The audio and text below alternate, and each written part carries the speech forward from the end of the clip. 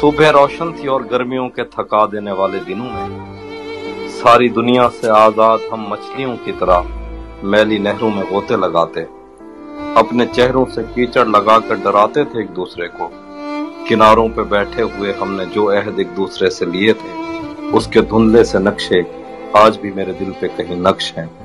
खुदा रोज सूरज को तैयार करके हमारी तरफ भेजता था और हम साया कुफ्र में एक दूसरे के चेहरे की ताबिंदगी की दुआ मांगते। उसका चेहरा कभी मेरी आंखों से ओझल नहीं हो सका।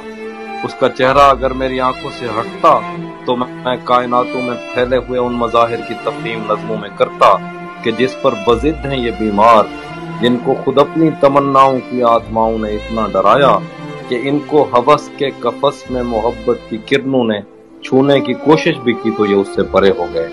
इनके बस में नहीं कि ये महसूस करते एक मोहब्बत भरे हाथ का लम्स जिससे इनकार कर कर के इनके बदन खुरदरे हो गए।